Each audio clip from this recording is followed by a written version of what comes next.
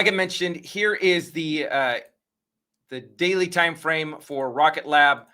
Sharing my chart with you guys. RKLB had this nice push up on the daily time frame. Look at this move from $38 all the way up to $55. So this to me is an overextension. It gives you about 30% move in just a short amount of time. So for me, I love these types of plays where you're getting some volatility. And that's where the relative strength index really plays into the price action. So you have this pierce of the 70. It actually got up to 86.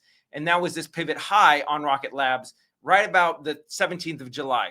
Then you notice price action actually made a higher high with a relative strength index never made that higher high. So this is giving you a negative RSI divergence.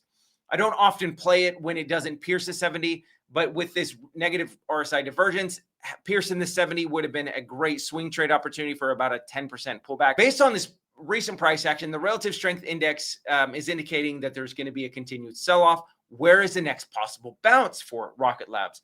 You've got this beautiful upsloping trend line that connects this low pivot here, this pivot here, $20.70. Price consolidated right in this 4-day period, right around $27-ish. Had another hit right at $38.48. So if it gets into this trend line, you should get a little bit of support.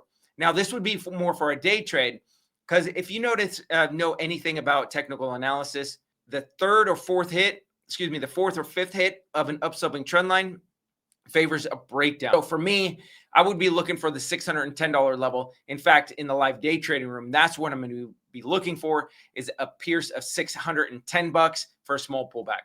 So for APP, that is a small move. And so don't really anticipate more than, a $4 to $5 pullback for AP happen.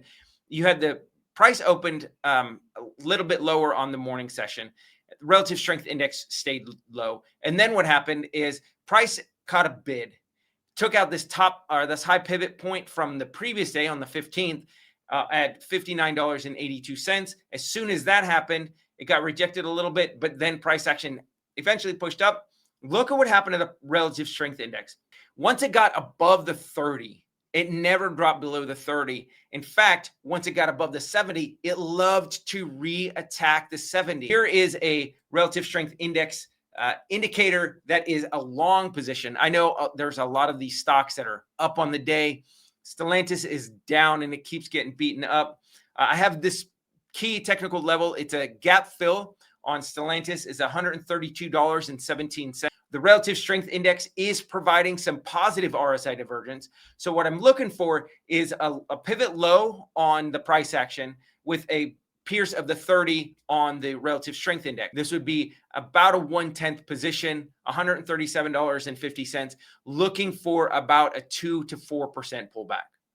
So you guys, this thing is overextended, the daily time frame. Although this is positive news for BIDU, this could be a sell the news event.